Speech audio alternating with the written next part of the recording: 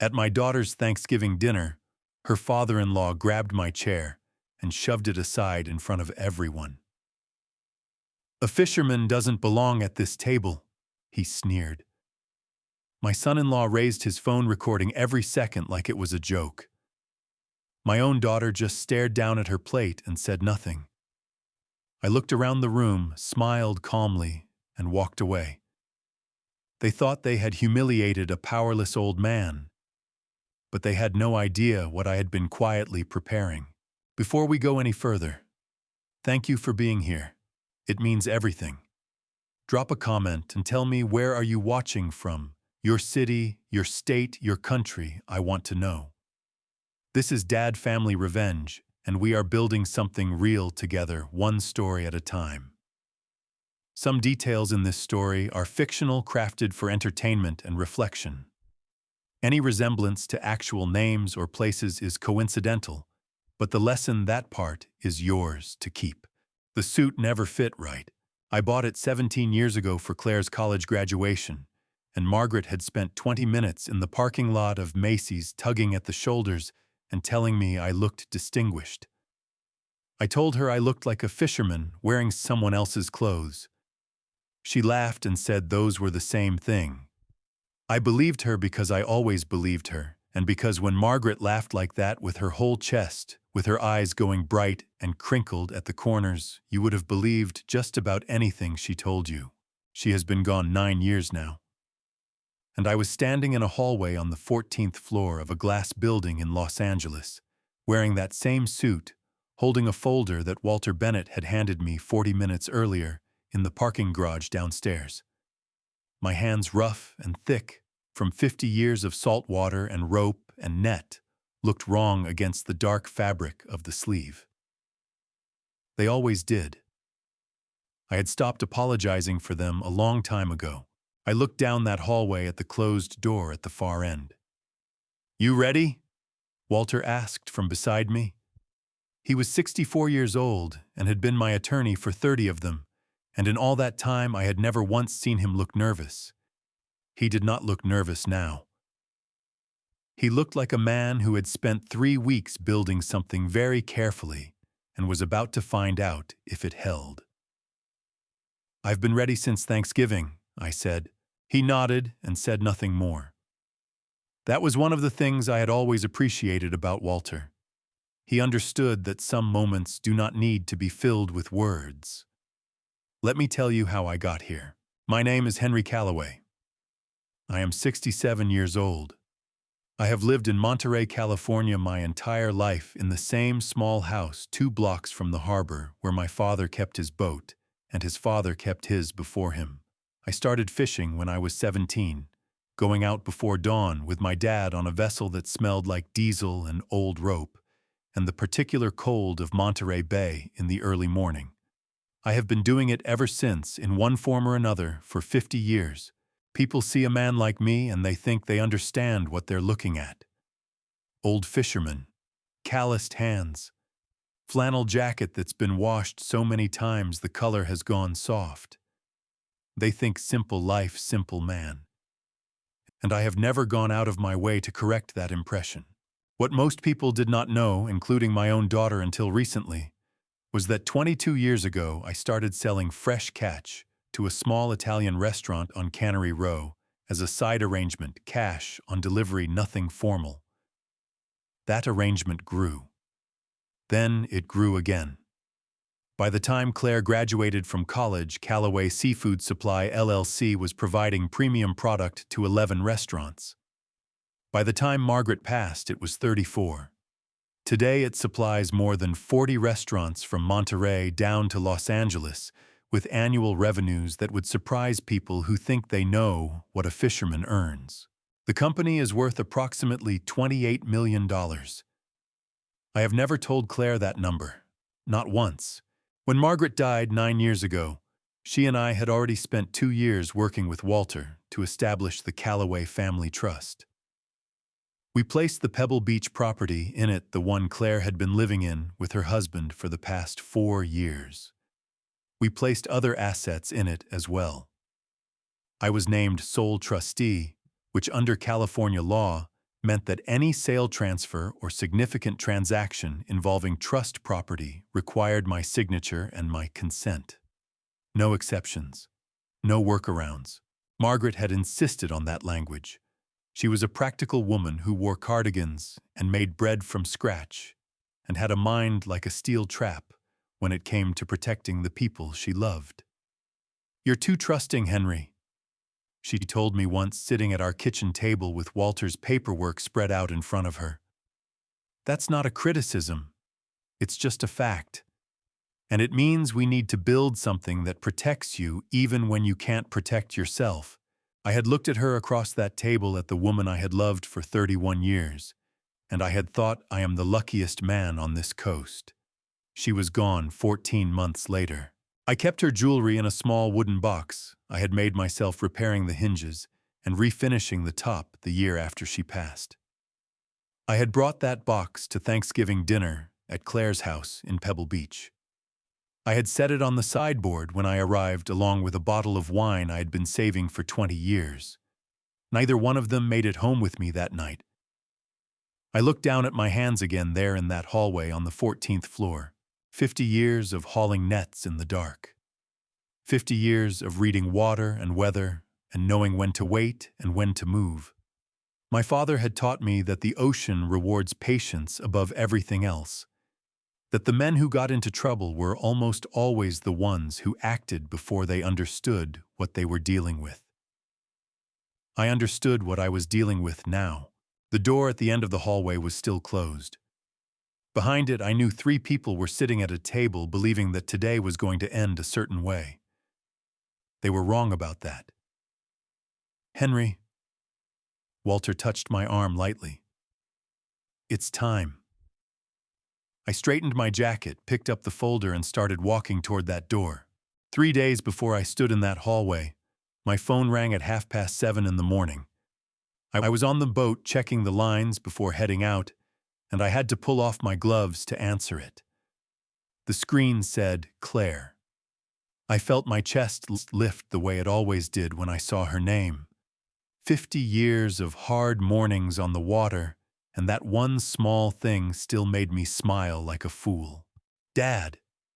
Her voice was warm and bright, the voice she used when she was happy about something.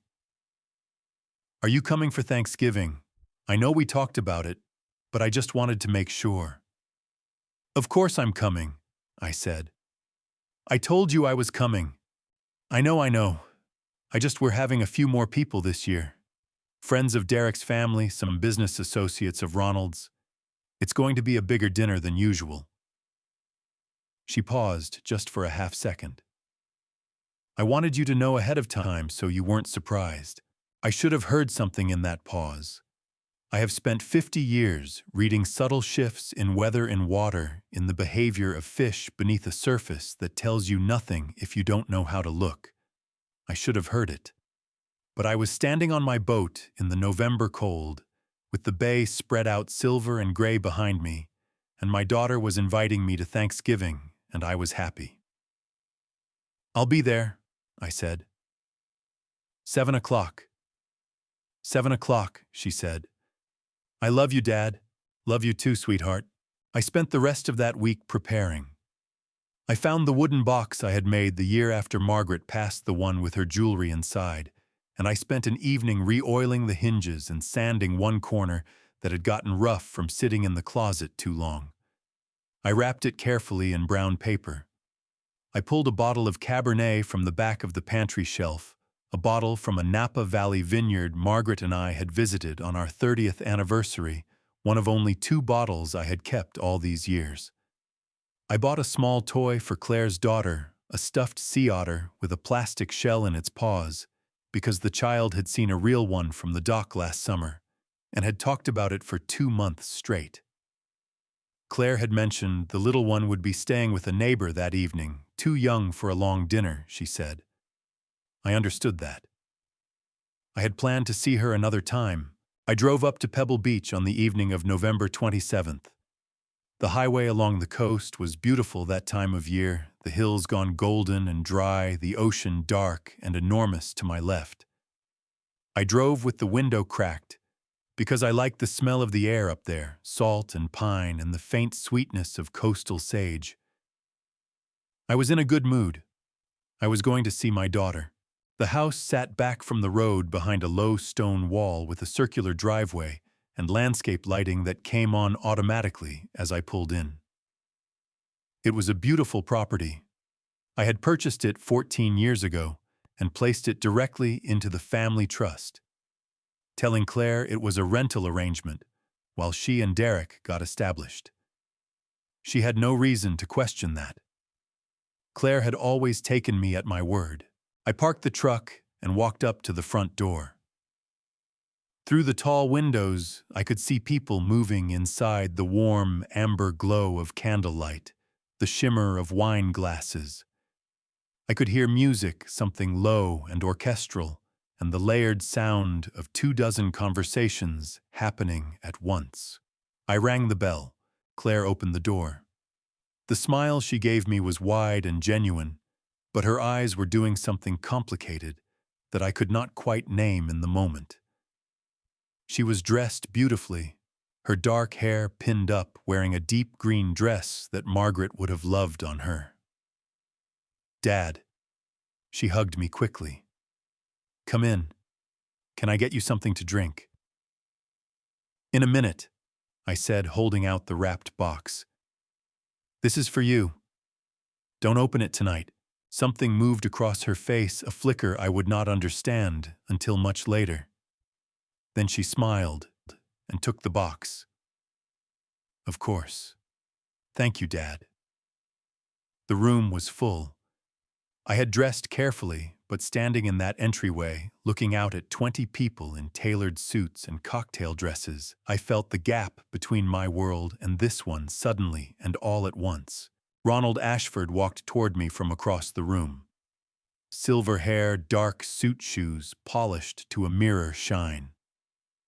He extended his hand with the bearing of a man who had spent decades being the most important person in every room he entered. "Henry," he said flat and without warmth. I shook his hand. His grip was firm to the point of performance. "Ronald," I said. "Good to see you." He smiled with nothing behind his eyes, and I thought, this is going to be a long evening. I had no idea how right I was. Dinner was served at 7:30. The dining room was long and formal, with a table that seated 24 and a chandelier overhead that threw warm light across the white linen and the good china and the crystal glasses that caught and scattered that light into small rainbows on the walls. It was a beautiful room. Margaret would have loved it and felt uncomfortable in it at the same time, the way she always did around things that were designed more to impress than to welcome. I found my way to the seat I always took when I came to this house, the chair at the left side of the table near the window, the one with a clear view of the back deck and the canyon beyond. I had sat there a dozen times over the years. Claire used to save it for me without being asked. I pulled the chair out. Ronald's hand came from my left and gripped the back of it. He did not pull it gently. He pulled it hard, 2 full feet across the hardwood floor, and the sound it made was sharp and ugly, like something being torn. Every conversation in the room stopped. 20-some people turned to look. The silence that followed was the kind that presses against your eardrums. Ronald let go of the chair and straightened up, adjusting his cufflink with 2 fingers, as if he had simply moved a piece of furniture that was in his way. Then he looked at me and smiled, that same empty smile from the doorway. "The fisherman doesn't belong at this table," he said. He said it clearly. He said it loudly enough that there was no possibility of pretending afterward that it had been a murmur, a joke, a slip of the tongue. He said it the way a man says something he has been planning to say for a while, with the particular confidence of someone who has decided in advance that there will be no consequences. 2 of the men near the far end of the table laughed. It was the short, reflexive laugh of people who are not sure if something is funny, but are more afraid of being out of step with the room than of being cruel. A woman in a red dress near the window turned away and looked at her plate. Someone's wine glass clinked softly against the table. My heart did not race. My hands did not shake. What happened inside my chest in that moment was something quieter and colder than anger, a kind of settling like ballast shifting in the hold of a ship. I had been in bad weather before. I knew what it felt like when conditions turned against you. The worst thing you could do was panic. I turned to look at Derek. He had his phone raised. The screen was facing me. He was recording, and he was smiling the way a man smiles when he thinks he is watching something go exactly according to plan. Then I turned to look at Claire. My daughter was sitting 3 seats down from where I stood. She was gripping the stem of her wine glass so tightly that her knuckles had gone pale. Her jaw was set. Her eyes were fixed on the centerpiece in front of her, a low arrangement of orange and gold flowers, very tasteful, very expensive, and she was staring at it with the focused intensity of someone who has decided that if they just keep looking at one thing hard enough, they will not have to acknowledge anything else in the room. Her lips were pressed together so firmly they had gone white at the edges. She did not look up. She did not say a word. She did not move a single muscle in my direction. Something shifted in my chest that had nothing to do with Ronald Ashford or his cufflinks or his empty smile. It was the specific and particular pain of watching your child make a choice in real time and understanding exactly what that choice means. My eyes burned. I blinked once hard and pushed that feeling down into the same place I had learned to put things that could not be dealt with right now. I set my bottle of wine on the sideboard along the wall. I set it down carefully without a sound because I did not want to give Derek the satisfaction of a dramatic gesture. Then I straightened up and looked at Ronald. "You just made the biggest mistake of your life," I said. I said it quietly. I said it without raising my voice, without heat, without the trembling edge that anger puts in a man's words when he has lost control of himself. I said it the way I would read a weather report, as a simple statement of observable fact. Ronald blinked. For just a fraction of a second, something uncertain moved behind his eyes. Then the smile came back wider this time, performing confidence for the room. "Is that right?" he said. It was not a question. I did not answer him. There was nothing left to say to Ronald Ashford that evening that would matter. The things that were going to matter were going to happen in a different room on a different day, and they were already in motion whether he knew it or not. I walked to the front door. I opened it myself. The cold November air came in off the coast, sharp and clean and smelling of salt, and I stepped out into it and pulled the door shut behind me. I stood on the front step for a moment, with my eyes closed, breathing that air in, slowly feeling it fill my lungs, and settle something in me that the room inside had disturbed. The lights of Pebble Beach spread out below the hill in the dark. Somewhere down the coast, Monterey Bay was sitting exactly where it always had been, patient and indifferent and enormous. That was the last time I saw Claire's face for 3 weeks. I did not know yet what I was going to do. But I knew with the same deep-water certainty I had learned to trust over 50 years on the ocean that the evening was not over. Not even close. The hotel was a small place on Lighthouse Avenue in Monterey, the kind of establishment that has been in the same building for 40 years and smells faintly of old carpet and salt air and the particular comfort of a place that has never tried to be anything other than what it is. The woman at the front desk recognized me. She handed me my key card and said, "Merry Christmas, Mr. Calloway."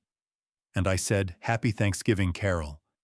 And she looked at me with the careful eyes of someone who can tell when a person has had a hard evening, and she did not ask any questions. I appreciated that more than I could have explained. The room was on the second floor facing the street. I sat down on the edge of the bed without turning on the lights. The glow from the street lamps came through the thin curtains and laid a long, pale rectangle across the carpet, and I sat in that half-dark for a long time with my jacket still on and my hands resting on my knees. I did not cry. I sat there with my jaw clenched and my throat tight, and my eyes burning in a way I had not felt since the morning Walter called about Margaret's test results, and I breathed through it the way you breathe through a wave when it rolls over you steadily, without panic, waiting for it to pass. But I will tell you what I kept seeing behind my closed eyes.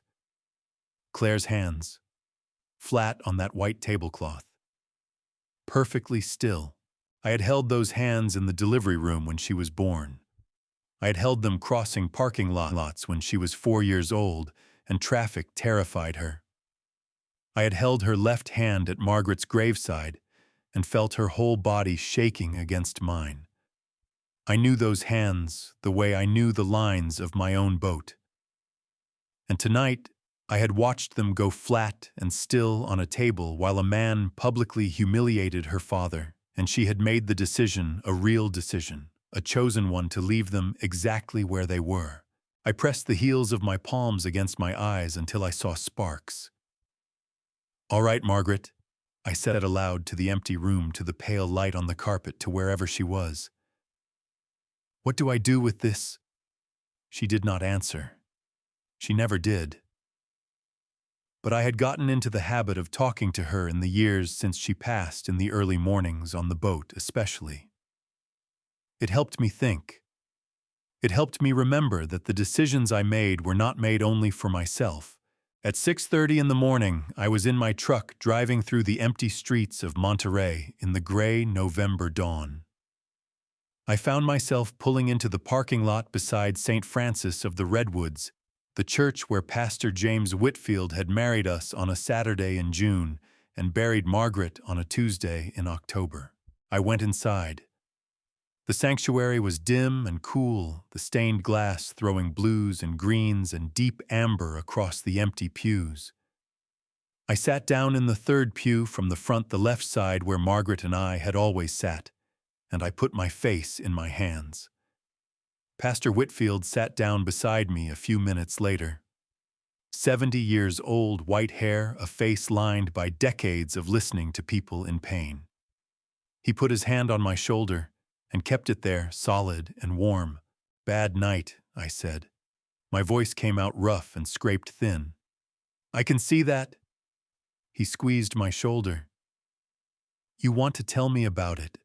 I told him about the chair, about Ronald's voice, about Derek and his phone, and about Claire's hands on the tablecloth, still as stone, while her father stood there alone.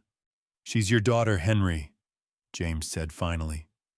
"Not the woman you raised. Your daughter. Those are the same person, and they are also not the same person, and you are going to have to find a way to hold both of those things at once." My throat tightened so hard it hurt. "I don't know how to do that yet," I said. "No," James said quietly. "You don't, but you will."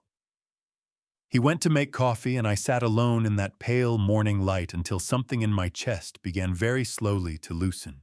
My phone buzzed. A message from Sophie Callahan. 11 words. "Mr. Calloway, call me when you can. It's important." I called Sophie back from the church parking lot, sitting in my truck, with the engine running and the heater going, because the November morning was cold enough that my breath fogged the windshield. Sophie Callahan had worked for Calloway Seafood Supply for 8 years.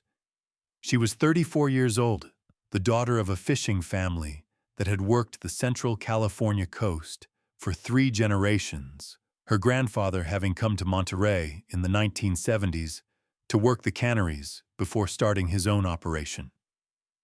She had grown up 2 streets from the harbor, had known the smell of salt water and diesel fuel her entire life, and she had a mind for logistics and numbers that I had recognized in her first interview and never stopped being grateful for. I trusted her the way I trusted the instruments on my boat completely, and because she had never once given me a reason not to. She answered on the first ring. "Mr. Calloway." Her voice was tight in a way I had not heard from her before. "I'm glad you called. I've been up since 5. What's going on, Sophie?" "Two things," she said. "The first one you may already know about. There's a video online of you from last night." I felt something harden in my jaw. "I know about it. It has about 8,000 views already. Derek posted it around 9 last night. The comments are split.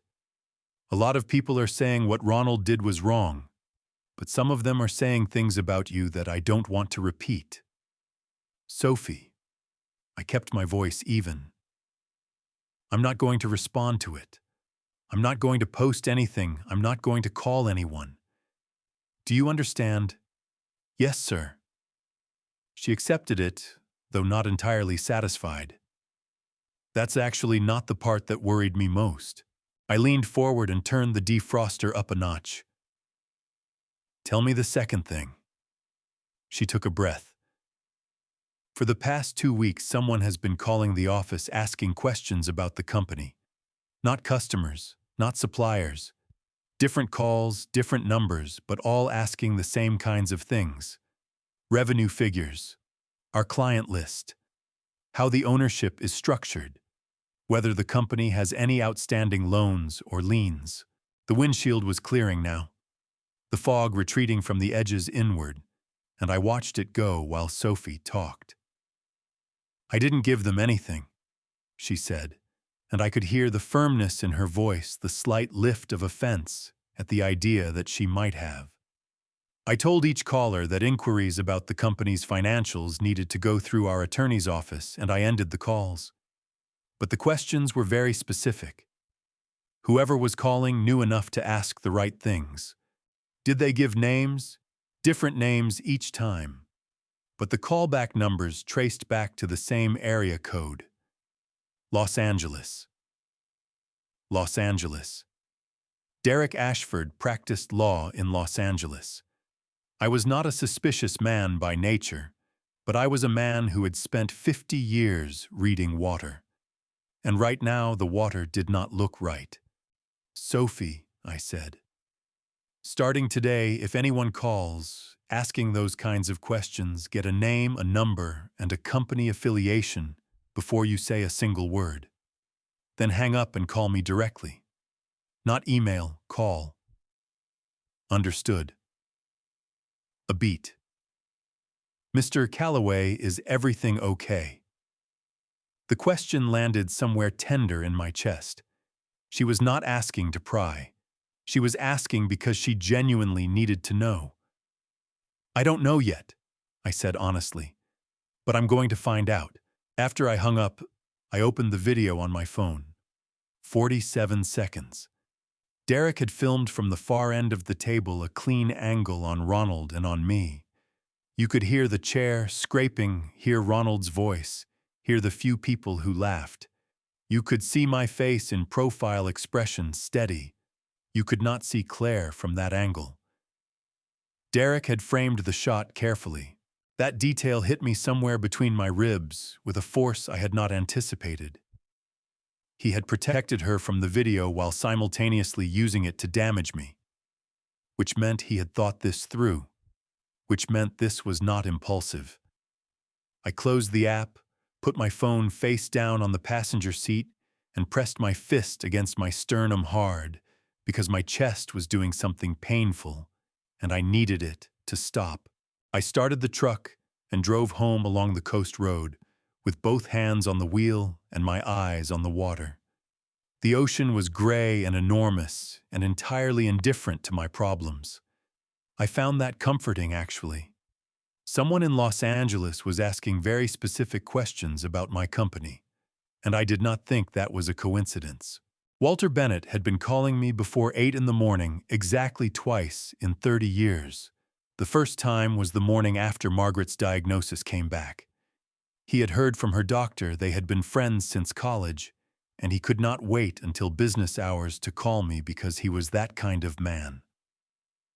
The kind who understood that some news should not sit unreceived in a voicemail inbox while the person it concerned went about their day not knowing. The second time was the morning of December 1st. I was on the dock when my phone rang at 7:15, checking the lines on the old boat before the day got started.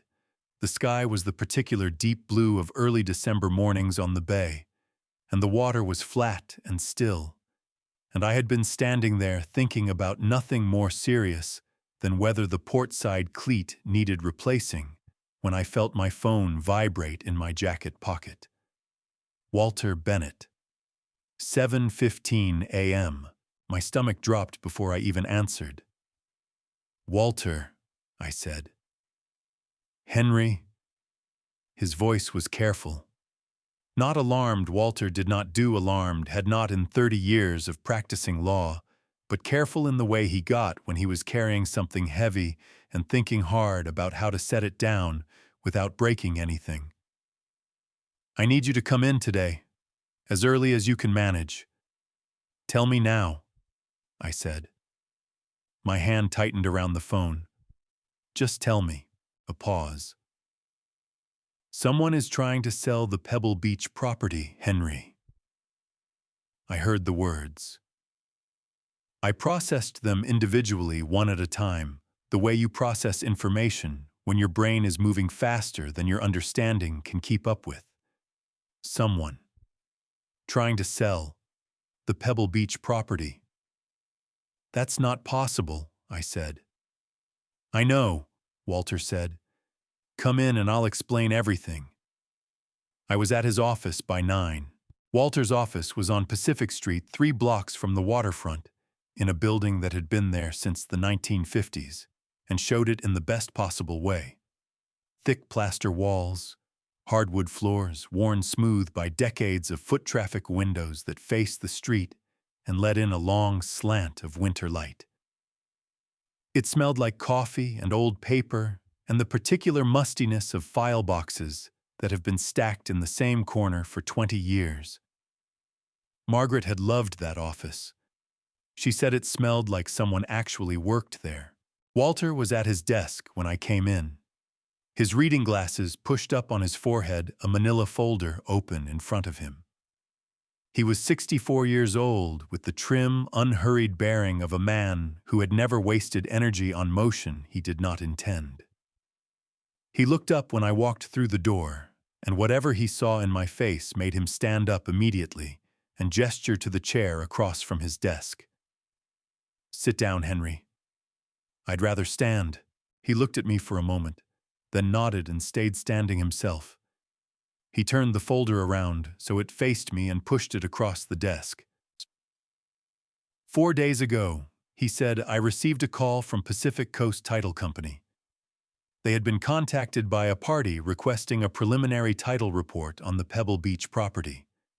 Standard first step when someone is preparing to sell real estate, you order a title report to confirm ownership, check for liens, identify any encumbrances." He tapped the folder. When Pacific Coast ran the property through their system, they found the Calloway Family Trust recorded as the owner of record. Their protocol when trust property is involved is to contact the trustee directly to confirm the trust is still active and that the trustee is aware of the pending transaction. He paused and let that land. "They called me," he said, "because I am listed as the trust's attorney of record. And I called them back and told them that as far as I was aware, no such transaction had been authorized by the trustee." He took his glasses off his forehead and set them on the desk. "Henry, someone is trying to sell that house without your knowledge or your consent." I put both hands flat on the edge of his desk. My palms were pressing down hard enough that I could feel the wood grain through my skin, and I was doing that deliberately, using the pressure and the texture to keep myself anchored to the room, because the room was doing something unsteady around the edges, and I needed it to stop. "Who filed the request?" I asked. My voice came out level. I was proud of that under the circumstances. The request was filed through a real estate attorney based in Los Angeles. Walter's eyes held mine steadily. The attorney of record on the filing is Derek Ashford. The room went very quiet. Not the peaceful kind of quiet. The kind that comes after something loud when the sound has stopped, but the air is still vibrating with it. I straightened up slowly.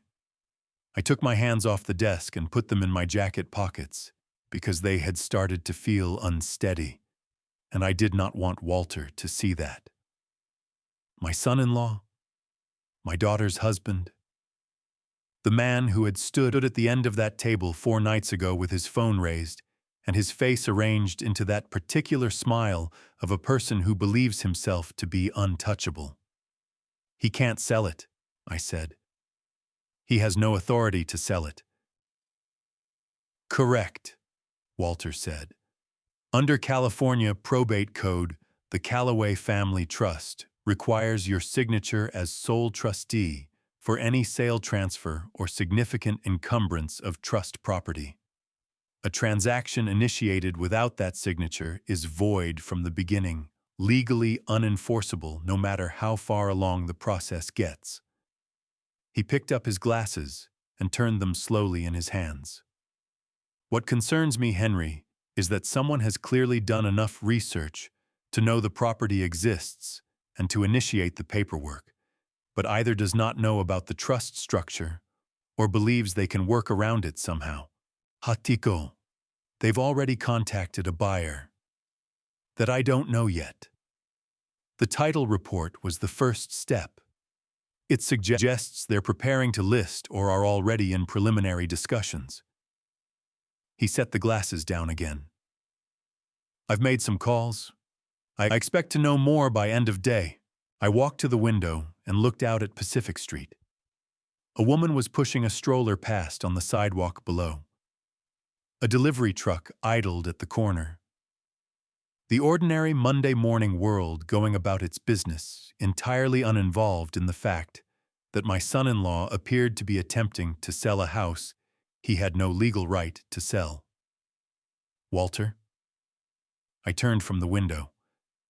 How much do they know about the trust? He held my gaze for a moment before he answered, and in that moment I saw something in his face that I had not seen there in 30 years. Not alarm. Something quieter and more deliberate than alarm. Henry, he said, there's more, and I need you to be ready for it.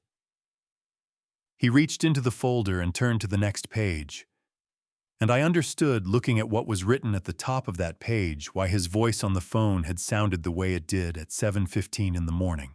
The name at the top of the page was Claire. I looked at my daughter's name on that page for a long time. Not because I could not read it. Not because I did not understand what it meant to see it there in a folder on Walter Bennett's desk, in a document related to an unauthorized attempt to sell a house that did not legally belong to anyone but the trust I controlled. I looked at it because I was giving myself the time to make sure that what I was feeling was not going to come out of my mouth in a way I would regret. When I was certain it was not, I said, "Show me everything." Walter showed me everything. He had been thorough the way he was thorough about all things methodical patient building, from foundation to structure, before he ever touched the roof. He walked me through it piece by piece, setting documents on the desk, in a careful sequence, letting me read each one before he moved to the next. What emerged over the following 90 minutes was this. Approximately 5 months before Thanksgiving, Derek Ashford had retained a private research firm based in Los Angeles to conduct a comprehensive investigation of Calloway Seafood Supply, LLC. The firm's report, which Walter had obtained after retaining a licensed private investigator, a former Santa Clara County detective he had worked with on estate litigation cases, before ran to 31 pages. It covered our annual revenue for the past 5 years, our client roster, our supply chain, our outstanding contracts, our equipment assets, and an estimated valuation of the company as a going concern, $28 million. Give or take depending on market conditions at the time of any potential transaction. He knew, I said. My voice came out flat and strange like a board pulled loose from a dock. He knew what the company was worth. He knew, Walter confirmed. And he knew about the trust. Or at least he knew enough to begin investigating it. He set another document on the desk. The plan appears to have been structured in 2 stages. Stage 1, sell the Pebble Beach property. Use the proceeds to establish a capital base. Stage 2, use that capital combined with legal pressure to acquire Calloway seafood supply at a price below market value. I pulled out the chair in front of Walter's desk and sat down heavily, because my legs had decided without consulting me that they were done supporting my full weight for the moment. I put my elbows on my knees and looked at the floor between my feet. Legal pressure, I said. What does that mean specifically? Walter sat down across from me. He folded his hands on the desk with the careful deliberateness of a man about to say something he wishes he did not have to say. The mechanism they appear to have been considering, he said, is a petition for conservatorship. Under California Probate Code, a conservatorship allows a court to appoint someone to manage the affairs of an individual who is deemed unable to manage them independently. He paused.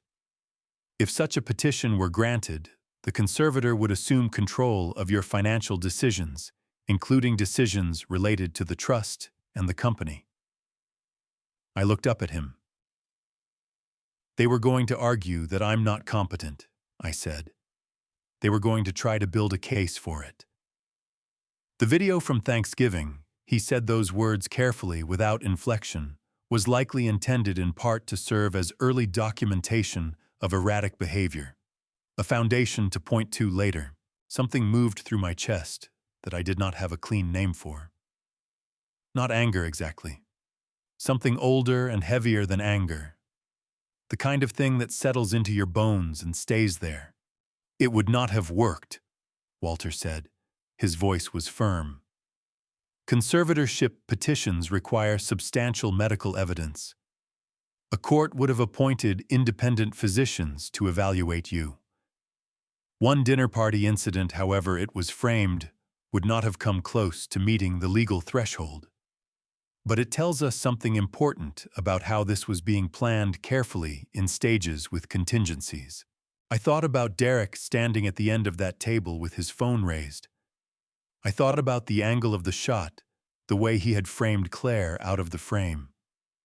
I thought about how many times I had sat across from that man at holiday dinners and asked him questions about his work and listened to his answers and thought, he is not the man I would have chosen for my daughter, but he treats her well enough. And that is what matters. My jaw ached. I realized I had been clenching it for the better part of an hour.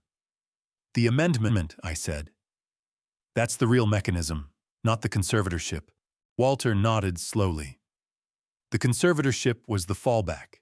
The amendment is the primary approach. If they could produce a document showing that you had voluntarily modified the trust to expand Claire's authority, they would not need a court at all. They could proceed directly to the sale. He leaned forward slightly. Which is why, Henry, I need to ask you something directly. Have you signed any trust documents in the past 12 months that you did not fully review, anything that came through the mail or that was given to you informally to sign? No, I said without hesitation. Nothing. Walter held my gaze for a moment, confirming, and then nodded once. That's what I expected. But I needed to hear you say it. He reached into the folder again and set one more document on the desk between us. It was a single page printed on plain white paper with a signature at the bottom. The signature was mine. The loops, the slant, the spacing, it looked like mine. It was not mine. I knew it was not mine because I had never in my life signed anything with the title Trust Amendment Authorization printed at the top of the page, and I would have remembered. Someone signed this for you, Walter said quietly. or had it signed. I noticed two things immediately that concerned me. The pressure pattern of the pen strokes is inconsistent with how you typically sign documents I've seen over 3 decades, and the particular hesitation mark at the end of the final letter is absent. Your signature has a very slight natural drag at the finish. Whoever did this either did not know about it or could not replicate it convincingly. My mouth had gone dry. I reached for the glass of water on the corner of his desk without asking and drank half of it. Under California Penal Code Section 470, Walter said, "The preparation or use of a forged document with intent to defraud is a felony. This is not a civil matter, Henry. This is a criminal one." I set the glass down. I looked at the signature that was not my signature. I thought about who had planned this, who had thought it through carefully enough to commission a 31-page research report on my company, who had choreographed a Thanksgiving dinner to serve as legal documentation, who had arranged for a document to exist bearing my name without my knowledge. "Walter," I said, and my voice came out lower than I intended, rougher. "Who came up with this?" Walter did not answer immediately. He looked at me across his desk with the expression of a man who has known someone for 30 years and understands exactly how much weight a piece of information will carry when it lands. "The investigator also recovered correspondence," Walter said carefully. "Through legal means monitoring of business communications that were routed through a shared server Derek's firm uses for client matters. Nothing obtained improperly." Then he reached into the folder one final time and set down a printed email. The header showed the sender's address, the recipient's address, and the date. The date was 11 months ago. The recipient was Derek Ashford's personal email account. The sender was Claire. I picked up the page. I read the first line. And I felt something happen in my chest, that I did not have words for something that had nothing to do with money or houses or forged signatures, something that went all the way back to a little girl on a dock in the early morning, waiting for her father's boat to come in. Before I show you what was inside that folder, the one name that changed everything, drop the word fish in the comments right now, so I know you are still with me. Because what Walter placed in front of me next was something I had never once prepared myself to see. And I think once you hear it, you will understand why. Heads up, parts of this story are fictional woven in to bring the deeper truth to life. If that is not your thing, no pressure, you can step away right here and I will understand completely. The email was dated January 14th, 11 months before Thanksgiving. 11 months before Ronald Ashford's hand closed around the back of my chair and pulled it across a marble floor in front of 20 people. 11 months before Derek stood at the end of a table with his phone raised and his face arranged into that particular smile. 11 months of planning. I read the email once quickly. The way you read something when you are hoping that moving fast will somehow change what the words say. Then I set it down on Walter's desk. Then I picked it up and read it again slowly this time, because I owed it that much. I owed it the full weight of my attention, even if every word of it was driving something cold and sharp between my ribs. Claire had written to Derek in the careful, organized way she had learned from me, actually structured, thinking, numbered points, nothing wasted. She had always been good at that. I had been proud of it. She wrote that she had found the trust documents in a box I had left at the house 18 months prior during a weekend visit. She wrote that she had read them carefully and had consulted with a financial advisor friend without disclosing specific details, and that she now understood the approximate value of what the trust contained. She wrote that she did not believe her father at 67, with no estate planning background, and a tendency to undervalue what he had built, was positioned to manage assets of that scale effectively as he aged. She wrote, and this was the sentence that made my throat close entirely. He trusts me completely. He always has. That is our greatest advantage in this. Our greatest advantage. I set the page down on the desk. I pressed both hands flat against my thighs and pushed down hard, feeling the pressure against my leg muscles, needing something physical to hold on to while the room did whatever it was doing around me. Walter did not say anything. He understood, I think, that there was nothing to say. He poured a second glass of water from the carafe on the credenza behind him and set it on the desk near my elbow without comment, and I was grateful for that small, practical kindness in a way I could not have articulated. "There are more," he said after a while. "Show me." He showed me. There were 11 emails in total spanning from January through October. They read like the minutes of the project, which was, I supposed, exactly what they were. Claire coordinating with Derek on the research firm. Claire relaying information about my daily habits, my schedule, my relationship with Walter. She had noted accurately that Walter and I spoke by phone approximately once a month and met in person 2 or 3 times a year, which meant there was a window of time in which actions could be taken without his immediate awareness. She had thought about Walter's awareness. She had planned around it. In one message from March, she wrote, "Ronald is on board. He understands his role for the dinner. I've told him to be direct and not subtle about it. Dad needs to feel genuinely unwelcome, not just uncomfortable. Uncomfortable he can push through. Unwelcome he will walk away from." I read that sentence 3 times. She knew me.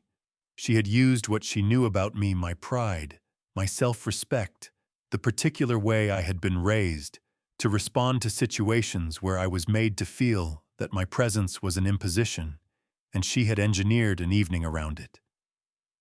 She had sat across from me at birthday dinners and Christmas mornings and quietly, carefully mapped the interior of my character, the way you map a coastline you intend to navigate. In a message from August, Derek had written back, "What about the signature on the amendment? Who handles that?" And Claire had replied 4 words.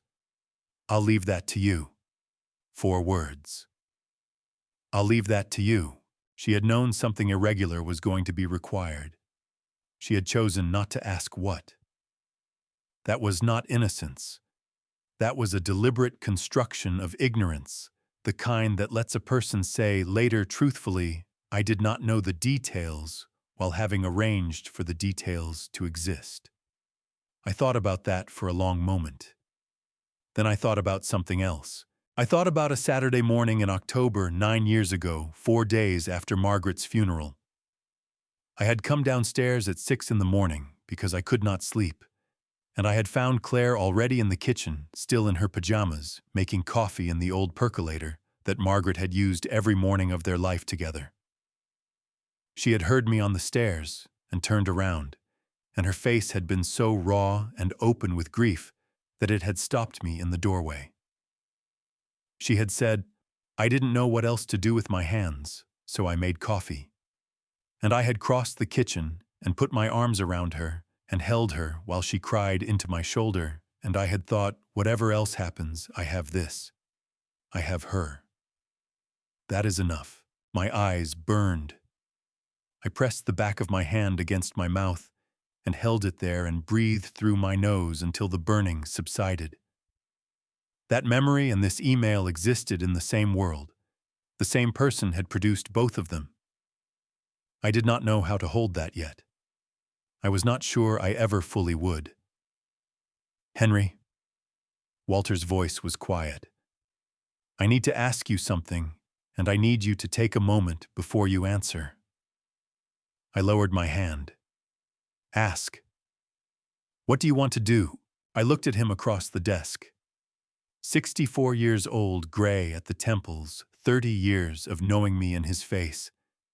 He was not asking what I wanted to do about the trust or the sale or the forged signature.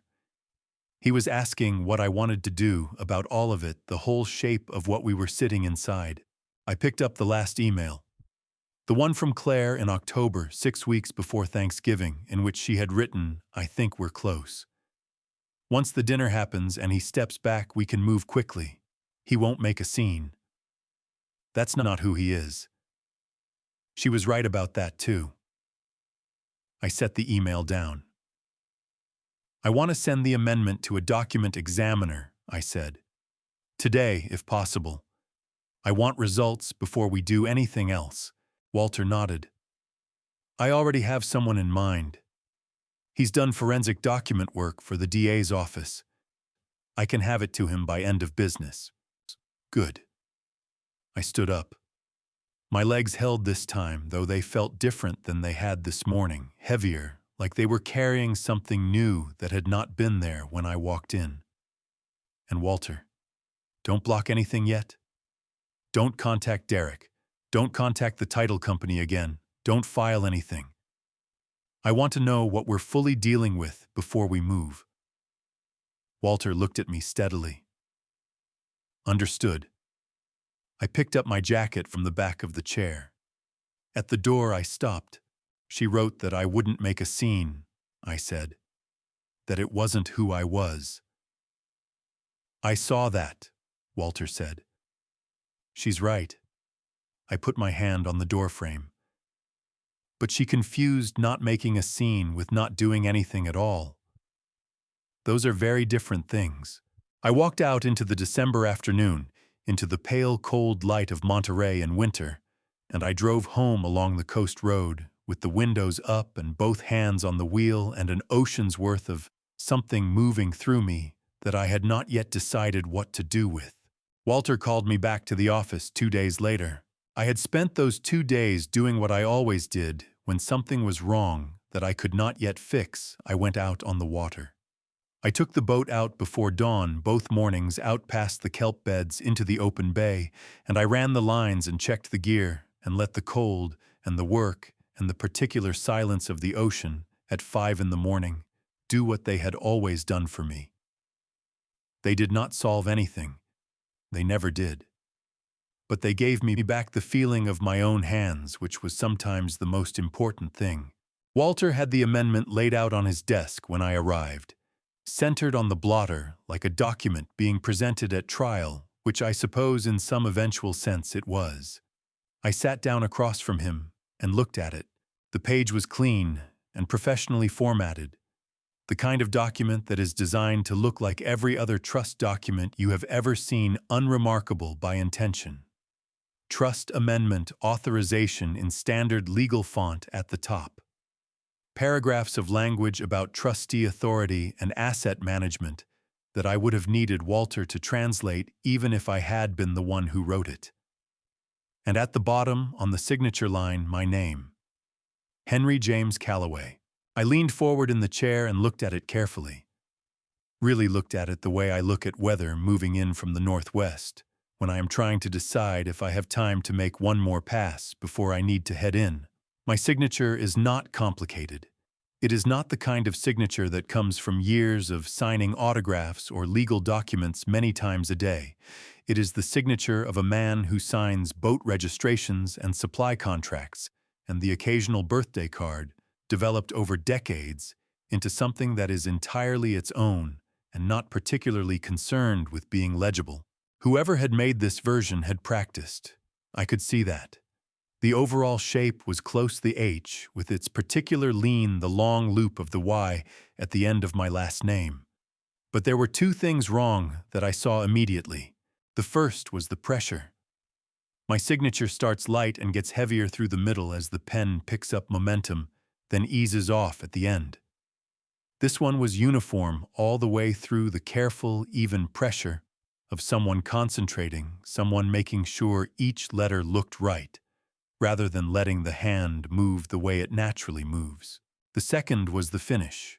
At the very end of the Y in Calloway, my pen always lifts with a slight leftward drag, not from age or unsteadiness, but from a habit I developed years ago signing documents on a moving boat, where you learn to let the motion of the vessel become part of the motion of your hand, rather than fighting it.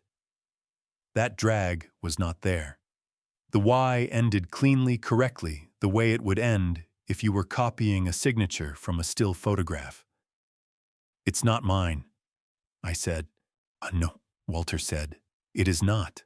He explained what the document examiner would look for: ink composition analysis, paper, fiber testing, stroke sequence, evaluation using the physical characteristics of ballpoint pressure on paper. The examiner he had chosen had testified as an expert witness in 4 forgery cases in California courts in the past 8 years. His preliminary findings would take approximately 7 days. His full technical report, the kind that could be submitted as evidence in a criminal proceeding, would take 2 to 3 weeks. California Penal Code Section 470, Walter said. Preparation or use of a forged document with intent to defraud. That is a felony, Henry. Up to 3 years in state prison. I heard the words. I understood them. What I was thinking about was not prison sentences. I was thinking about Derek sitting in my kitchen at Christmas 3 years ago eating the pie Margaret's sister had sent from Portland, because it was the same recipe Margaret used, and telling me he and Claire were thinking about starting a family and asking my opinion on which neighborhoods in Monterey had the best schools. I had answered him honestly and with genuine goodwill, because I had believed he was asking in good faith. "Does Claire know?" I asked. "About the signature specifically. Does she know what Derek did to produce that amendment?" Walter was quiet for a moment. "Based on what I've seen, I believe she gave him that portion of the plan to handle without asking for the details. The email you read, I'll leave that to you, suggests she understood something irregular would be required and chose not to inquire further." "That's not the same as knowing," I said. "No," Walter agreed. "It is not." I stood up and walked to the window. The street below was ordinary and unhurried, a Tuesday afternoon in Monterey, going about its business. A man walking a dog. 2 women coming out of the coffee shop on the corner laughing about something. "Which is worse?" I said mostly to myself. "Knowing and doing it anyway, or arranging things so carefully that you never have to know?" Walter did not answer that. It was not, I think, a question he believed had a clean answer. And he was right about that. "Send it today," I said. "I want the preliminary findings as soon as he has them." "Already done," Walter said. "I sent it yesterday morning." I turned from the window. Despite everything, despite the last 72 hours, and the emails and the forged signature, and the particular way my chest had felt since I sat in that chair in his office and read my daughter's words about our greatest advantage, I almost smiled at that. "You sent it before I told you to," I said. Walter looked at me over his glasses with the expression of a man who has been practicing law for 35 years and is occasionally tired of explaining his process. "I sent it," he said, "because I have known you for 30 years, and I knew what you were going to tell me."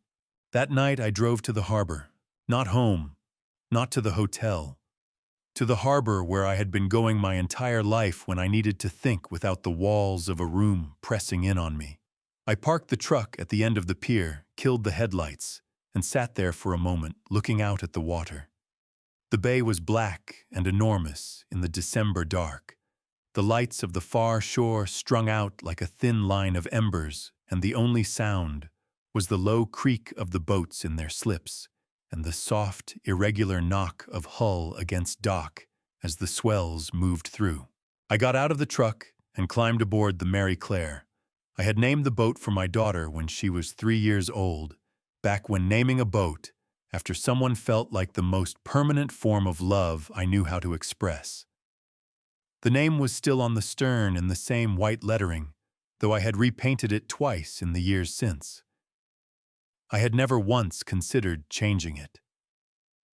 I sat down on the stern bench with my jacket zipped and my hands around nothing, looking out at the water. The thing about the ocean, the thing that people who do not live beside it sometimes fail to understand, is that it does not care about your problems. Not in a cold or indifferent way, but in the way that something vast and ancient and entirely governed by its own laws simply cannot afford to care about any one thing in particular. The tide comes in because the moon pulls it. The current runs south because the temperature differential demands it.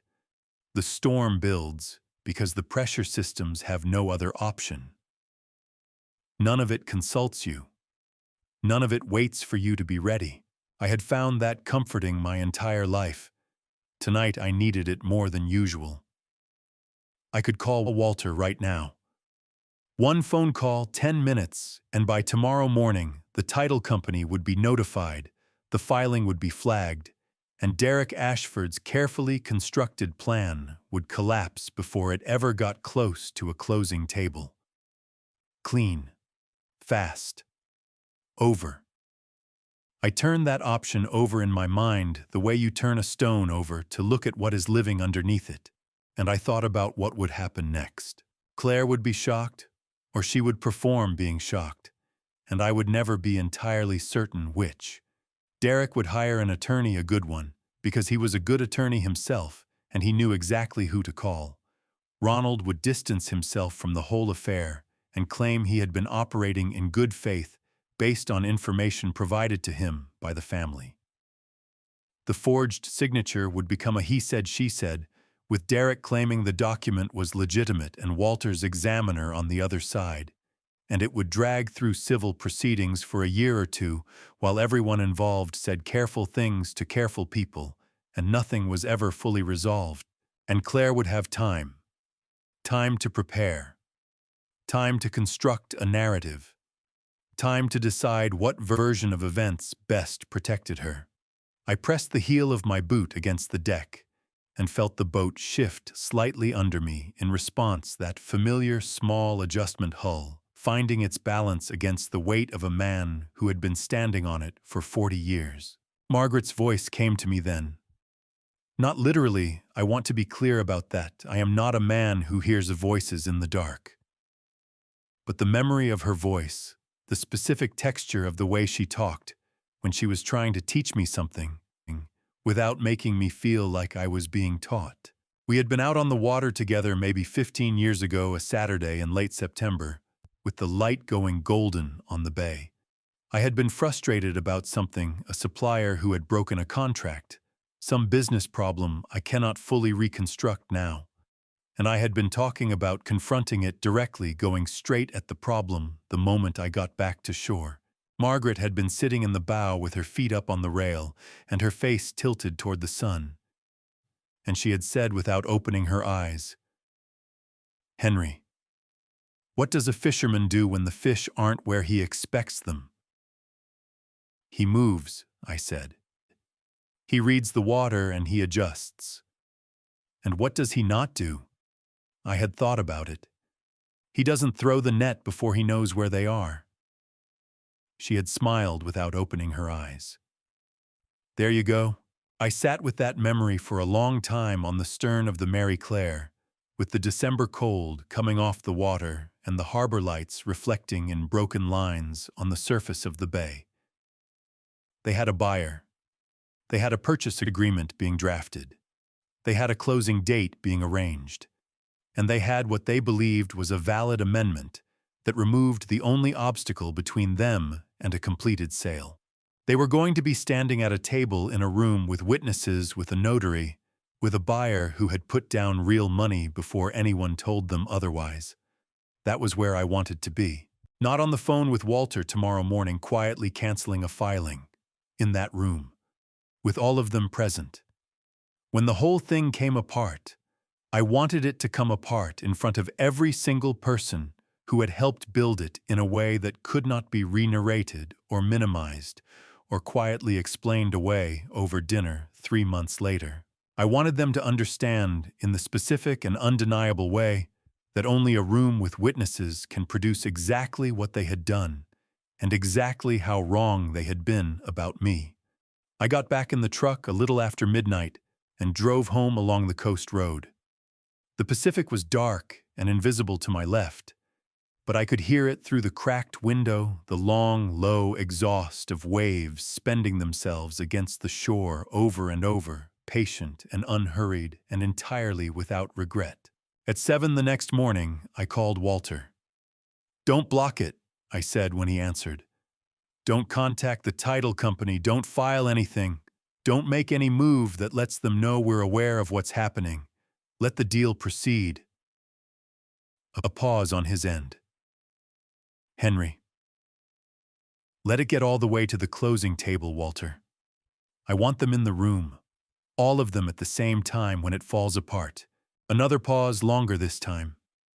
I could hear him thinking the particular quality of silence that Walter produced when he was running something through the careful machinery of his legal mind. "That's either the smartest thing you've ever told me," he said finally, "or the hardest." "Probably both," I said. "Can you make it work?" "I can make it work," he said. "But Henry, are you sure? Once we let this proceed, we're committed to the timeline. We don't control when or where they set the closing." "I know," I said. "And if something goes wrong—" "Walter." My voice was steady. "I have spent 50 years reading water. I know what I'm looking at. Set it up." He exhaled slowly.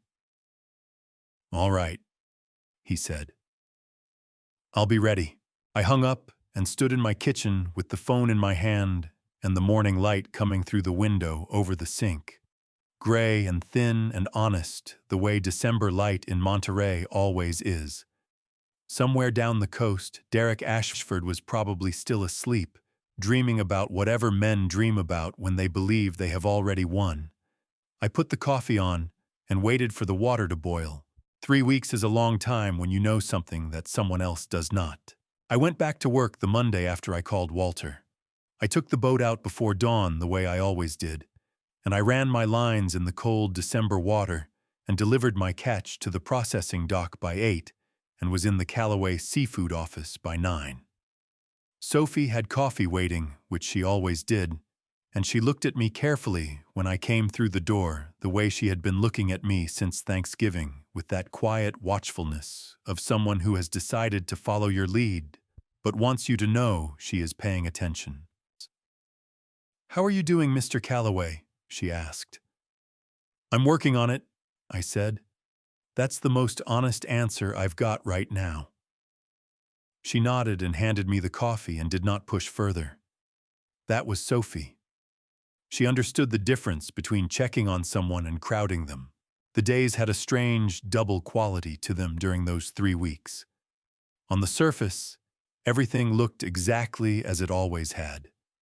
I made my runs, managed my accounts, had my weekly call with Walter, ate dinner alone at the kitchen table with the news on in the background. The harbor was the harbor. The bay was the bay. December came in cold and gray and smelled like rain and kelp and the particular mineral sharpness of the ocean in winter. Underneath that surface, something was moving. I could feel it the way you feel a tide change before you see it. Not dramatic, not loud, just a slow and irresistible shift in the direction of things. Walter called me on the 10th of December, a Wednesday afternoon, while I was checking inventory in the back of the warehouse. "Preliminary findings came in," he said. "The examiner is confident." He used the phrase "high probability of deliberate forgery" in his initial report. He identified inconsistent pressure patterns and the absence of several natural characteristics present in your authentic signatures on file. I set down the clipboard I was holding. "How confident?" "Confident enough that he's already begun the full technical analysis. He expects to have the complete report by the 20th. A pause. "Henry, this is solid. When we walk into that room, we are going to be walking in with something that will hold up." I picked the clipboard back up. "Good," I said. "Thank you, Walter." I went back to counting inventory. That was the same week Derek posted the video on his social media account. Not the Thanksgiving video, a new one. He was standing in what appeared to be an open house somewhere in Pebble Beach, panning the camera slowly across high ceilings and a view of the canyon, narrating in the easy, confident voice of a man who believes he is already living the life he is describing. He talked about space and light and the particular quality of the neighborhood. He did not mention where the money was coming from. He did not mention my name. But I knew exactly what I was looking at. Sophie showed it to me without comment, turning her phone screen toward me across the desk. I watched it once all the way through, and then I handed the phone back to her. "He's counting his chickens," I said. Sophie's expression did not change, but something in her eyes went sharp and satisfied in a way that reminded me of her grandfather, who had been one of the most quietly competitive fishermen I had ever known. "Yes, sir," she said. "He is, on the 13th, Walter called again. His voice had the particular careful neutrality he used when he was delivering information he wanted me to receive, without reacting to immediately. "Purchase agreement was signed this morning," he said. Derek Ashford acting as the seller's representative, Marcus and Diane Webb as buyers. All cash. The Webbs waived the standard inspection period and pushed hard for an expedited closing. They have a lease ending December 23rd and want to be in before the new year. He paused. "Closing is set for December 22nd, Henry. That's 9 days. With an all-cash deal and both parties waiving contingencies, the title company confirmed they can process it in time." I was standing at the kitchen window when he told me, looking out at the narrow strip of harbor visible between the houses across the street. A pelican was sitting on the pier railing, perfectly still, with the particular patience of a creature that has been doing the same thing in the same place for 10,000 years. 9 days, I said. "Chanikes," Walter confirmed. "The escrow deposit is $185,000 already in. The title company will begin final preparations next week." Another pause. "Are you still sure about this?" I watched the pelican on the railing. It did not move. It was waiting for something, a fish, a current, a moment only it could read, and it was doing so with an absolute economy of effort that I found in that moment genuinely beautiful. "I'm sure," I said. On the 20th, Walter called one final time before the closing. "Full technical report came in this morning," he said, and I could hear beneath the careful surface of his voice something that in 30 years I had only heard from him a handful of times. Quiet, controlled, unmistakable satisfaction. "The examiner's conclusion is unambiguous. The signature on that amendment is not yours. He has 17 distinct technical points of differentiation that he is prepared to present in court or at any legal proceeding." He paused. "Henry, we have everything we need. I was on the boat when he called, sitting on the stern in the early morning dark. The same place I had been sitting 2 weeks ago when I made the decision. The bay was the same. The cold was the same. The lights on the far shore were the same thin line of embers in the black. 2 days, I thought. That was all that stood between this moment and that room. I thanked Walter and hung up and sat there a while longer, listening to the water move against the hull of the Mary Claire Patient, and steady and entirely indifferent to what was coming. I was up before 4. Not because I had set an alarm. I had not needed an alarm for 40 years. My body knew the hour, the way it knew the tide schedule and the weather patterns, and the particular smell of rain coming in from the northwest. It woke me when it was time to wake me, and on the morning of December 22nd, It decided that 4 in the morning was when the day needed to begin. I made coffee and stood at the kitchen window in the dark, watching the streetlight outside throw its pale circle on the wet pavement. It had rained overnight. The street was black and mirror bright, and the reflections of the light moved and rippled when the wind came through. I stood there for a long time with the mug warm between my palms, not thinking about anything in particular, just letting the morning be what it was. Then I went upstairs and opened the closet and took out the suit. It still fit more or less, a little looser in the shoulders than I remembered, which I suppose was a comment on the last few years, though I preferred not to examine it too closely. I laid it out on the bed and looked at it for a moment. Dark charcoal, almost black in the low light of the bedroom. Margaret had chosen it because she said charcoal was serious without being severe, and that I needed a suit that looked like I meant business without looking like I was trying to frighten anyone. She had been right about that, as she was right about most things. I showered and dressed slowly, taking more care than I usually did. Not because the appearance mattered in any legal sense, it did not, but because there was something in the deliberateness of it that felt important, the same way laying out your gear carefully before a long run on the water feels important even if the fish do not care what your boots look like. When I was dressed, I stood in front of the mirror on the back of the bathroom door. My hands were wrong for the suit, same as always. Broad and weathered and calloused at the palms, the knuckles a little swollen from years of cold and work. The cuffs of the jacket sleeves rested against them like something that belonged to a different man. I looked at them for a long moment, those hands, and I thought about everything they had done in 67 years. Hauled nets in the dark. Built the box that now sat in Claire's house with Margaret's earrings inside.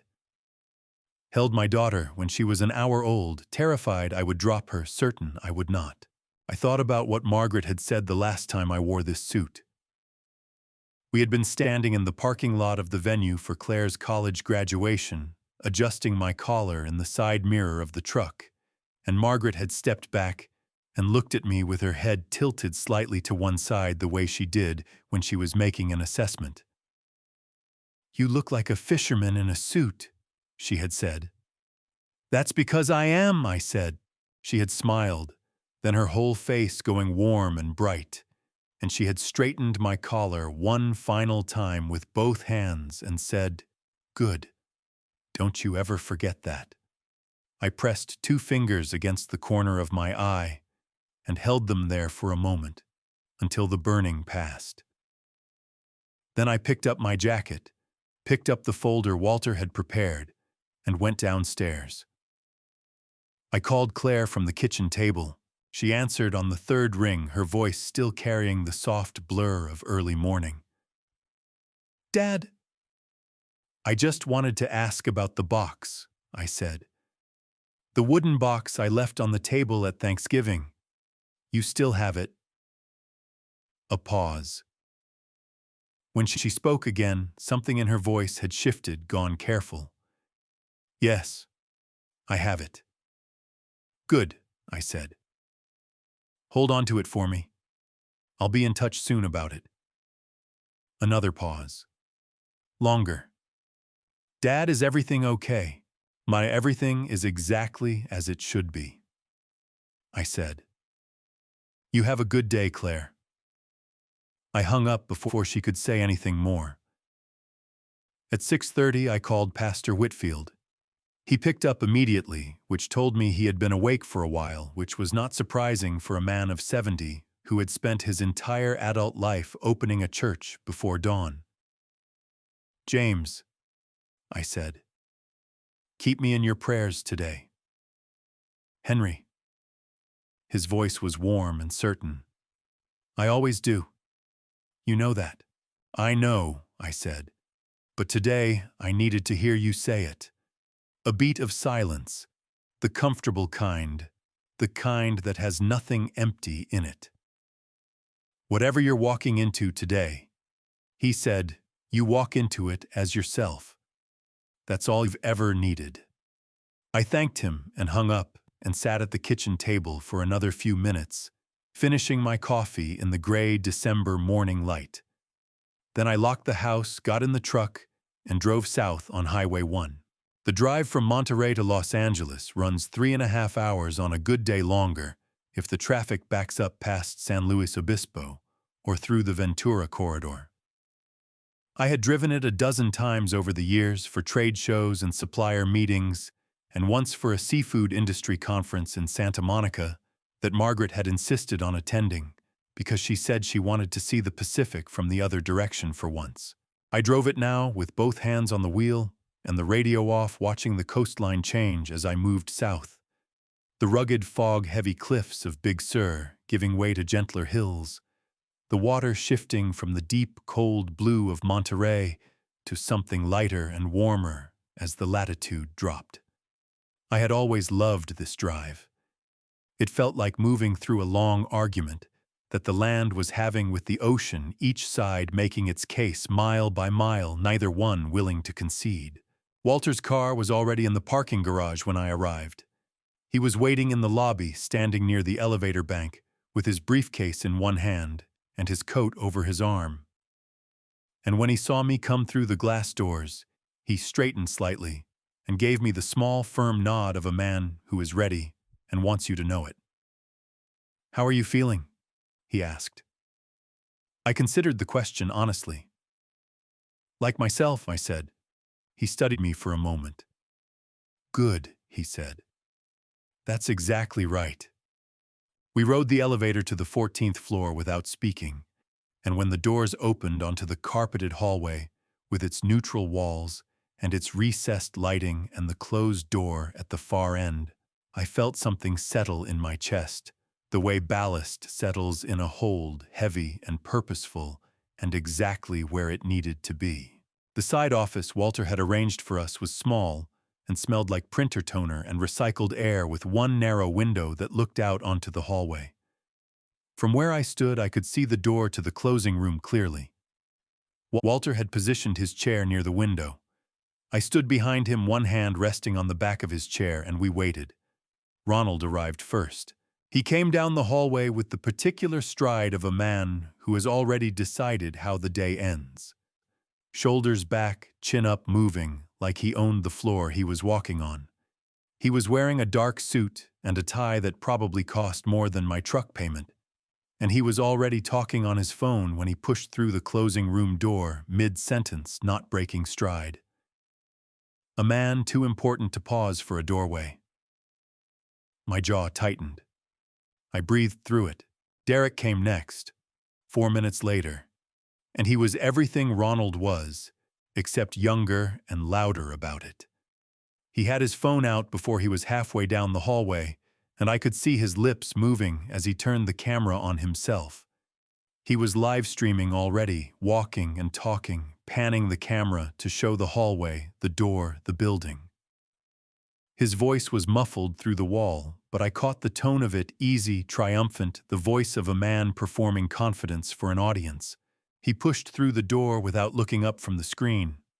Walter glanced back at me. I gave him nothing. Claire came last of the three of them. She walked differently than the men. No performance in it, no extra shoulder, no phone raised. She walked the way she had always walked when she was focused on something straight and quiet, with her eyes ahead and her chin level. She was wearing a deep green dress, the same color she had worn at Thanksgiving, and her hair was pinned back carefully.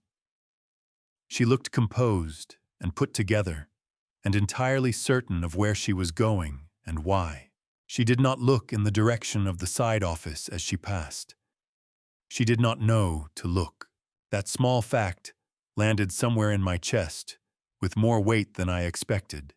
She had planned this for 11 months, had coordinated with 2 other people, had arranged a dinner party and a video and a forged document and a buyer and an escrow account, and she had not once considered that her father might already know. That he might be 40 feet away, in a room off the hallway, watching her walk past in her green dress on the way to the worst moment of her life. She had underestimated me. They all had. Marcus and Diane Webb arrived 2 minutes after Claire coming from the elevator together, and they were a different kind of presence entirely. Mid-30s, dressed nicely but not extravagantly, the kind of couple that has spent months making a decision this large, and is trying very hard not to let their excitement show too plainly. Diane Webb was carrying a leather folder. Marcus Webb held the door for his wife, and then followed her in, and I noticed his hand went briefly to the small of her back as they crossed the threshold. A small, unconscious gesture of steadiness. I felt a sharp stab of something I had not expected. Those two people did not know what they had walked into. They had saved and planned and prepared, and they were about to sit across a table from people who had been lying to them from the beginning. That was not something I was going to let stand any longer than necessary. Thomas Marsh, the closing attorney, was already inside. I had seen him arrive 20 minutes earlier, a methodical man of about 60, with reading glasses on a lanyard and a stack of folders under his arm, the kind of professional whose entire bearing communicates that he has done this 1,000 times and intends to do it correctly. Jason Keller, the Webb's attorney, came last, nodding briefly to no one in particular as he took his seat.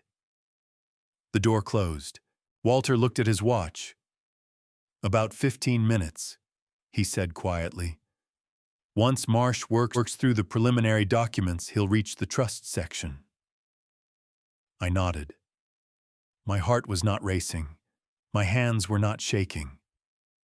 I was standing in a small room off a hallway on the 14th floor of a building in Los Angeles, wearing the suit Margaret had picked out, holding a folder that Walter had spent 3 weeks preparing, and I felt genuinely, simply, completely ready. "So, Henry," Walter's voice was low, "when Marsh asks the question, don't rush. Take your time walking in." "I know," I said. "Let the room understand what it's looking at before you say anything." "Walter." I put my hand on his shoulder briefly. "I've been doing this for 50 years. I know how to walk into a room." He almost smiled. "Yes," he said. "You do." We heard faintly through the wall the sound of papers being shuffled. Then Thomas Marsh's measured voice beginning the proceedings. Then, after a while, the particular sound of a man who has found something in a document that does not match what he expected. A pause, a page, turning back a silence that had a question inside it. Walter touched my arm. "That's us," he said. "Before I walk through that door, and I promise you what happens next is something none of them saw coming, type justice in the comments, and let me know you are here for this. 67 years of being underestimated. It all comes down to the next few minutes. A reminder that some elements of this story are fictional, crafted to carry a message worth hearing. If this is not the kind of story for you, it is completely okay to step away now, no hard feelings at all. I walked into that room the way I walked onto my boat every morning of my life. Without hurry, without performance, placing each step with the deliberate steadiness of a man who knows exactly where he is and why he is there. Thomas Marsh had stopped mid-sentence. He was holding a document in both hands, his reading glasses down on his nose, his brow pulled together in the careful frown of a professional who has found a discrepancy and is taking it seriously. The room was arranged the way closing rooms always are, long table chairs on both sides, stacks of paper at every position. Ronald sat at the near end, Derek beside him, Claire 1 seat further. Marcus and Diane Webb across from them, Jason Keller at their side. Every head turned when the door opened. Marsh looked up. "Can I help you?" "Yes," I said. "I believe you're looking for me." I set my folder on the table at the far end, pulled out the chair, and sat down. Walter came in behind me and took the chair to my right without a word. Marsh looked down at his documents, then back up at me. "And you are?" Henry Calloway, I said. I'm the sole trustee of the Calloway Family Trust. I understand there's a question about a required signature. The room went very quiet. Not the comfortable quiet of a proceeding running smoothly. The kind of quiet that arrives when something has changed, and everyone in the room knows it, but no one has yet said it aloud. Ronald's face drained. Not gradually, it happened the way color leaves a sail when the wind drops all at once, leaving something flat and pale behind. His hand, which had been resting on the table, curled slowly into a fist. Derek lowered his phone. The live stream was still running. I could see the little red indicator on the screen from where I sat. He had not thought to stop it. I did not point this out. And Claire turned and looked at me, and for one long moment I saw my daughter's face the way I had not seen it since she was very small, stripped of everything she had learned to put there, all the composure and the careful management of expression, all of it gone in an instant, leaving something raw and exposed underneath. Her eyes went wide. Her lips parted. The color left her cheeks in a single wave, and her hand came up from her lap and pressed flat against the table edge, as if she needed something solid to hold on to. She said very quietly, "Dad." Not as a greeting, not as an accusation, just the word itself. 2 letters is the way you say something when your mind has outrun your ability to process what you are seeing. "Hello, Claire," I said. I held her gaze for exactly as long as it took her to understand that I had known. That I had been here in this building, in this city, before any of them arrived. That the weeks of silence had not been absence. That the man who did not make scenes had not been doing nothing. Then I turned back to Thomas Marsh. "I apologize for the interruption," I said. "Please continue." Marsh cleared his throat. He reviewed the trust documents. Walter had provided the original filing Margaret's signature at the bottom of the establishment page. My name listed as sole trustee in language that left no room for interpretation. He read the relevant clause aloud in the measured, careful voice of a man who understands that what he is saying matters. Then any sale, transfer, or encumbrance of trust property requires the written consent and signature of the sole trustee. This requirement may not be waived, delegated, or superseded by subsequent amendment without the trustee's direct and witnessed participation. He looked up. "Mr. Calloway," he said, "as sole trustee, do you consent to this transfer?" "I do not," I said. Marsh set the document down. "Then I'm afraid this transaction cannot proceed as currently structured." Ronald pushed back his chair so hard it scraped the floor. The sound it made was sharp and ugly and achingly familiar. The same sound a chair makes when it is pulled across marble in a dining room in Pebble Beach on a Thanksgiving evening by a man who believes he is untouchable. I do not think he heard it, but Claire did. I watched her flinch at the sound, her shoulders drawing and her eyes dropping to the table. And in that flinch, I saw something I had not expected, not just fear, but recognition. She knew what that sound meant. She had been sitting in that dining room, too. "Walter," I said quietly. "Ready?" he said, and opened the folder. Walter did not rush. He opened the folder the way he did everything, methodically, without drama, with the quiet confidence of a man who knows exactly what he is holding and exactly what it means. He removed the document examiner's report first and placed it on the table where Thomas Marsh could see it clearly. "This is a forensic analysis of the trust amendment submitted as part of this transaction," Walter said. "It was conducted by Dr. Raymond Holt of Pacific Forensic Document Services in San Francisco. Dr. Holt has served as an expert witness in 11 forgery cases in California courts over the past decade." Ronald opened his mouth. "Sir." Walter's voice did not rise, but something in it closed the room down. "I would strongly suggest you wait." Ronald closed his mouth. Walter continued. He read from the report in the measured, unhurried voice he used in courtrooms, the voice that had always reminded me of a tide coming in steady and inevitable, and not particularly interested in what was in its way. Dr. Holt's findings were 17 points long. Walter read the most significant ones. The ink pressure across the signature was uniform from start to finish, inconsistent, with Henry Calloway's authenticated signatures on file, which showed a natural variation in pressure reflecting the organic movement of a hand, writing without deliberate concentration. The terminal stroke of the final letter, the Y in Calloway, was absent.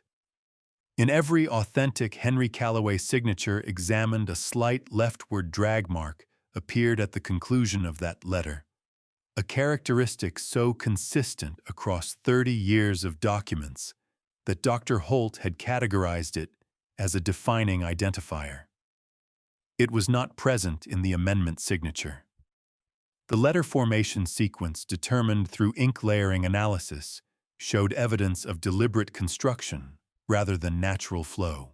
Dr. Holt's conclusion, which Walter read word for word. It is my professional opinion, to a reasonable degree of scientific certainty, that the signature appearing on the document identified as Calloway Family Trust Amendment Authorization was not produced by Henry James Calloway. The room held that sentence for a moment. Then Ronald Ashford's composure came apart.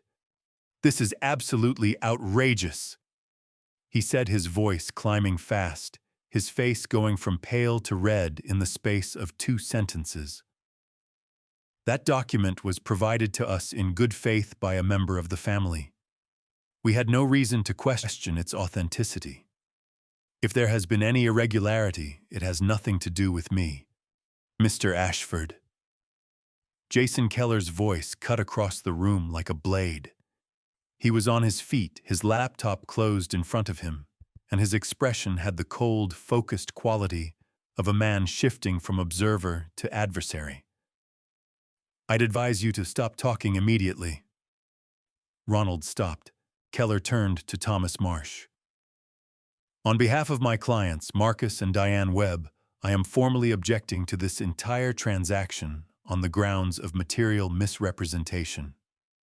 My clients entered into a purchase agreement based on representations that the sellers had clear and unencumbered authority to convey this property. Those representations were false." He picked up his phone. "I'll be filing a complaint with the California Department of Real Estate before end of business today, and we will be pursuing full recovery of the escrow deposit plus damages." He looked at Ronald and Derek when he said the word damages. Derek had not spoken a single word since I walked into the room. He was sitting very still, his phone face down on the table in front of him, his hands flat on either side of it. The live stream, I noticed, had finally been stopped.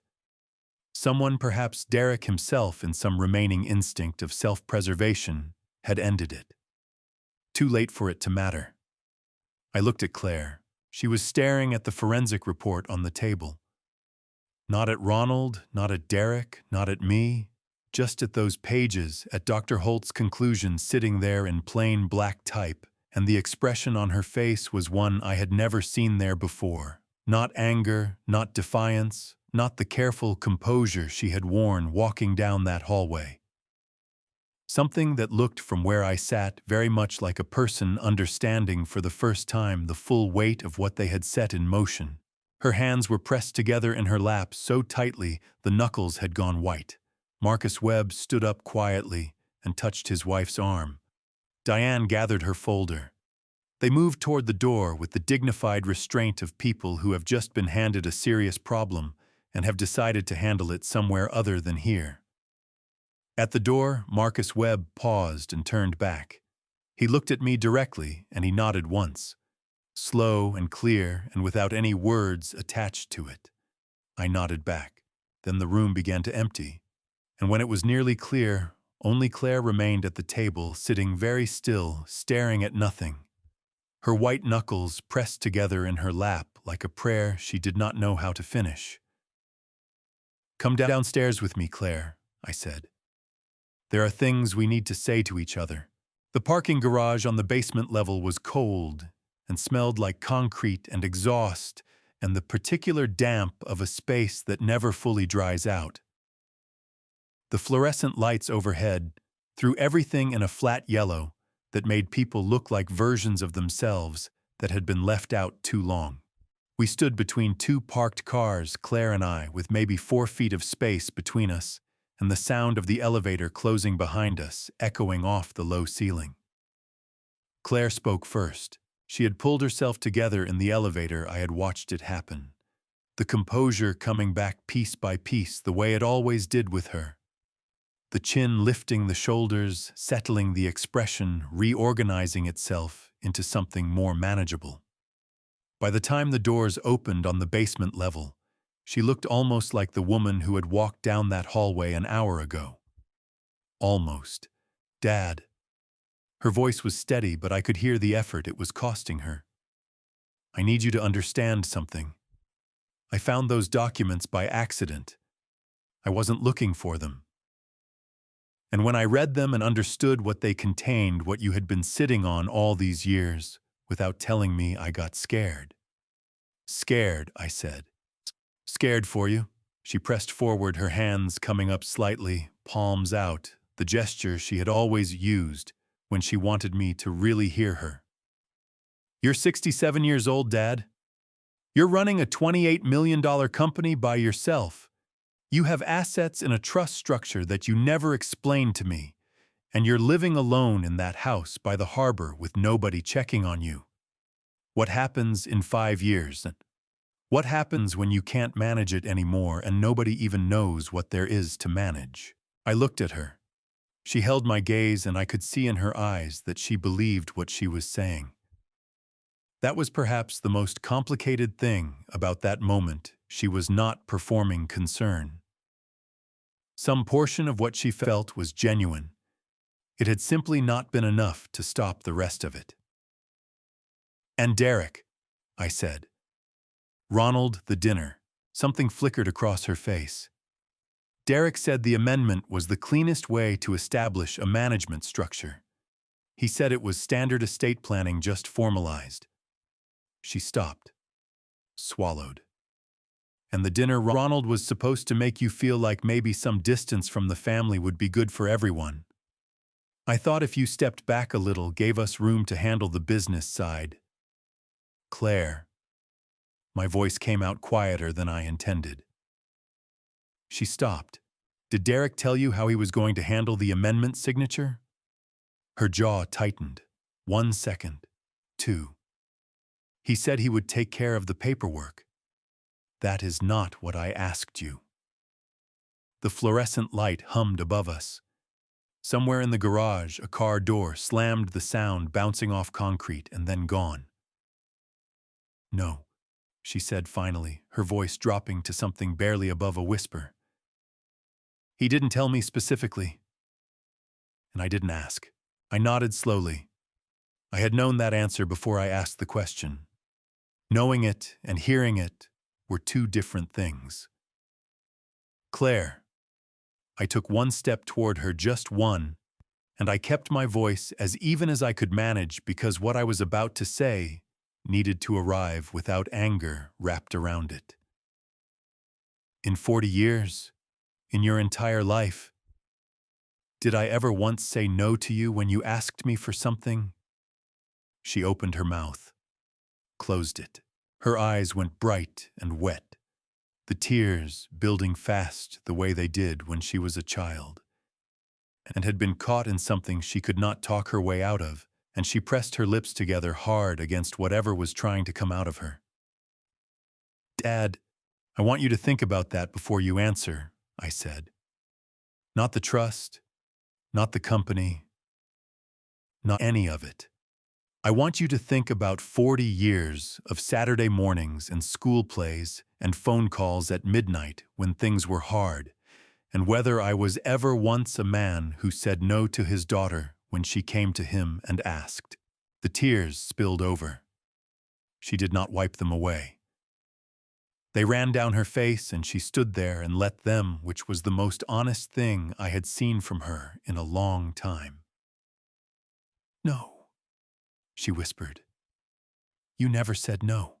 You never asked," I said. "That's what breaks my heart, Claire. Not the chair, not the video, not even that signature on that piece of paper. You had a question about the future, about what happens to everything I built, about whether it would be protected, and instead of picking up the phone and calling your father, you built a plan around him." A sound came out of her then that I had not heard since Margaret's funeral, something cracked open and raw, a sob that she tried to catch, and couldn't, her hand flying up to cover her mouth as her shoulders shook. She bent forward slightly at the waist, the way people do when grief hits them somewhere physical, somewhere below the chest. And for a moment, she looked so young and so broken that my own throat closed completely. I wanted to cross those 4 feet between us. Everything in me wanted to close that distance the way I had always closed it. Just reach out, put my arms around her, tell her it was going to be all right. I did not. Not yet. Some things need to be felt completely before they can be moved past. "I'm not able to talk about what comes next today," I said when I could trust my voice. "I need you to understand what happened here, and I need some time." "But Claire..." I waited until she looked up at me, eyes red and wet, mascara tracking down both cheeks. "I love you. That hasn't changed. It's not going to change. But love and trust are 2 different things, and right now I only have one of them." She nodded. A small, wrecked movement. I picked up my folder from the hood of the car where I had set it, straightened my jacket, and walked toward the elevator. Behind me, I heard her breath catch again, one more wave breaking before it went quiet. I did not look back. But I felt it. Derek Ashford filed for divorce the next morning. I heard about it from Walter, who heard about it from the court filing system, which in California is public record and moves faster than most people expect. 22 hours after the closing table. That was how long it took Derek to calculate that the distance between himself and Claire Calloway Ashford had become, in purely practical terms, a liability he could not afford to carry. I sat with that information for a while at my kitchen table, coffee going cold in front of me, watching the December light come through the window over the sink. I had expected it. Knowing something is coming and feeling it arrive are still 2 different things. Walter called mid-morning with the rest of it. Jason Keller had filed the complaint with the California Department of Real Estate before 5 o'clock the previous afternoon, exactly as promised. The complaint named both Ronald Ashford and Derek Ashford as parties to a transaction involving material misrepresentation of seller authority. Separately, Keller had filed a civil action on behalf of Marcus and Diane Webb, seeking full recovery of the escrow deposit, plus legal fees, plus damages arising from the fraudulent transaction. The number attached to the damages claim, Walter told me, was considerable. Ronald Ashford, who had spent the previous evening making phone calls from what I imagined was a very expensive leather chair in his Los Angeles office, had retained a litigation attorney by 8 that morning. His strategy, Walter had heard through channels, was to position himself as a good-faith participant who had relied entirely on information provided by the Ashford family and had no direct knowledge of any irregularity in the trust documentation. "Will that work?" I asked. "For criminal exposure, possibly," Walter said. "For civil liability, almost certainly not. He was a named party to a transaction that fell apart because of a forged document. The question of what he knew and when he knew it is going to be litigated for a long time." I thanked him and hung up and went back to my cold coffee. The video found its audience on its own, the way these things do now.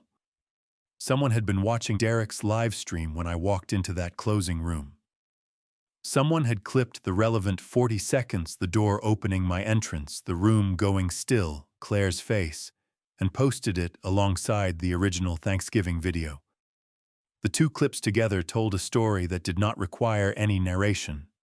The comments shifted so fast and so completely that by the time I checked, which I did once, and only once, there was almost nothing left of the original narrative Derek had tried to build. Sophie sent me a link with a single line of text. "Thought you should see this." I watched it once. I felt nothing I was proud of feeling, and some things I was not proud of at all, and I closed the app and went to make fresh coffee. I thought about Claire. I thought about her standing in that parking garage with the tears running down her face and her shoulders shaking. And I thought about Derek sitting across from her the following morning to tell her he was filing for divorce. And I thought about what that conversation must have looked like, the man she had trusted to handle the details she had not asked about, walking out the door 24 hours after those details had come to light. I had not wanted that for her. I want to be honest about that. There was no version of what I had wanted from that closing room that included watching my daughter's marriage end on a Tuesday morning in December. I had wanted the truth to be seen. I had not wanted her to be alone, but I had not caused her to be alone. I needed to be clear about that in my own mind. Derek Ashford had made his calculation and acted on it. Ronald Ashford had stopped answering Claire's calls, which Walter had heard about from a mutual contact, by Thursday afternoon. The people she had trusted to stand beside her in this had performed their exit before the week was out. That was not something I had arranged. That was simply what those people were. Sophie came by the house on Thursday evening with a container of her mother's chowder, the kind made with fresh catch and cream, and the particular seasoning and a particular combination of spices that I had eaten at the Callahan family table a dozen times over the years. And that tasted more than almost anything else I could think of, like Monterey. She set it on the kitchen counter and did not say much about the week. Just, "My mom wanted you to have this." My throat tightened unexpectedly. "Tell her thank you," I said. "Tell her it means a great deal." Sophie nodded and looked at me with the careful eyes she had been using all week. "Mr. Calloway, are you okay?" I thought about the question honestly. "I'm getting there," I said. She accepted that and left, and I stood in my kitchen with the soup warming on the stove and the harbor lights visible through the window, and I thought about what Walter had said when I called him that evening. "Henry, there's still one thing you need to do. I think you've known what it is for a while now." He was right. I had known since the night I sat on the stern of the Mary Claire and made the decision to wait. There was one thing left. Not to punish anyone, not to make a point, but to finish what Margaret had started in the careful, patient way she had always finished things, by making sure the right things went to the right places. I told Walter I would be in his office Monday morning. Margaret used to say that the most important decisions in life are the ones you make when you do not have to make them. She said it first on a Sunday morning in October, maybe 20 years ago, sitting at the kitchen table with her coffee and the newspaper, and the particular unhurried quality she brought to weekend mornings that I had loved more than I ever told her. I had asked her what she meant. She had looked at me over the rim of her mug and said, "When someone forces your hand, Henry, you're just reacting. The decisions that define you are the ones nobody made you make." I thought about that on the drive to Walter's office Monday morning.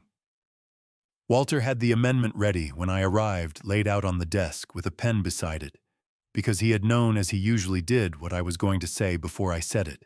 The document was straightforward. Upon Henry James Calloway's passing, the assets of the Calloway Family Trust, the properties, the company holdings, the accumulated value of 50 years of early mornings and cold water and work that most people never saw, would be liquidated and the proceeds directed to the Margaret Calloway Scholarship Fund. The fund would provide annual scholarships for the children of commercial fishing families along the California coast, with preference given to students from Monterey County, administered by a board that Walter would help establish. Walter read it aloud slowly the way he had read the trust documents in that closing room 9 days ago. When he finished, he set the document down and looked at me. "Are you certain?" he asked. "Margaret built half of what's in that trust," I said. "She just did it quietly, the way she did everything. This was always hers as much as mine." I picked up the pen. My hand was steady. I signed my name the way I always signed it, starting light building through the middle, the slight leftward drag at the end of the Y that no one had ever been able to replicate because you cannot practice your way into 50 years of living. Walter witnessed it without ceremony. That was how we had always done things, the two of us. No performance. Just the work done right. 3 days later, on the evening of December 31st, I was sitting on the stern of the Mary Claire when I heard footsteps on the dock. Claire came down the gangway slowly, the way you move towards something you are not certain will hold your weight. She was wearing a heavy coat, and her hair was loose, and she looked in the low light of the harbor like someone who had not been sleeping well. She stopped at the edge of the dock and looked at me across the few feet of water between the pier and the boat. "Permission to come aboard?" she said. It was something she had said as a little girl every single time, because I had taught her that you always ask. I had forgotten that I taught her that. "Permission granted," I said. She stepped onto the deck and sat down on the bench across from me. We looked at each other for a moment, and then she looked out at the water, and I looked out at the water, and the bay did what it always did, moved and breathed, and went about its ancient business without consulting either of us. "I'm sorry, Dad," she said. Her voice was quiet and unadorned with none of the justification or explanation that had been in it in the parking garage. Just the words themselves sitting there between us. "I know," I said. She reached into her coat pocket and held out the wooden box, the one I had made. The one with Margaret's earrings inside the ones from our first date, the ones I had kept for 30 years, waiting for a moment that mattered. I don't think I've earned these yet," she said. "But I wanted you to know I've been taking care of them." I looked at the box in her outstretched hand for a long moment. Then I reached across and took it from her and turned it over once in my hands, feeling the wood I had sanded and oiled and fitted back together, and then I held it back out to her. "Keep them," I said. "Margaret would have wanted you to have them. She just would have wanted you to be the person who deserved them first." I paused. "I think you're working on that." Claire's eyes filled, but she did not cry this time. She took the box with both hands and held it against her chest and nodded, and I could see in her face the beginning of something that was not yet forgiveness and not yet repair, but was perhaps the first honest thing that had existed between us in a long time. Pastor Whitfield was standing on the dock above us, his coat collar turned up against the December cold. He had come by the harbor most evenings for 30 years. Some habits outlast everything. I looked out at Monterey Bay, the last night of the year. The water was black and silver in the harbor lights, moving in its slow, indifferent way, keeping its own time and its own counsel. Margaret always said the ocean keeps no grudges. It takes what the storm brings in, and it gives back what it wants to give back. And it does not ask anyone's permission to do either. I had spent 50 years learning that was true. Some inheritances have nothing to do with money or houses or names on a piece of paper. They have everything to do with who you choose to be when the storm is finally over. I spent 67 years on the water, and the ocean taught me this: patience is not weakness. The truth, if you give it enough room, always finds its way to the surface. I am not a perfect man. I kept secrets from my daughter in the name of protecting her, and that silence created the space where everything went wrong. Do not do what I did. Have the honest conversation before someone else has it for you. I leaned on God through the hardest weeks of this, and I believe that is the only reason I kept my hands steady when everything in me wanted to break. Family drama revenge does not have to look like anger. Sometimes it looks like a quiet man in a suit walking into a room at exactly the right moment. These family stories' revenge are never really about money or property. They are about what people believe they are owed and how badly that belief can blind them. My personal opinion, the most dangerous person in any room is the one everyone has already underestimated. If this story moved something in, you tell me in the comments. Has someone ever underestimated you? Share this with someone who needs it today. And if these family drama revenge stories speak to you, subscribe so you never miss what comes next. Thank you for staying until the very end. The stories ahead contain fictional elements crafted for educational purposes. If that is not for you, no hard feelings. Step away and find what truly serves you.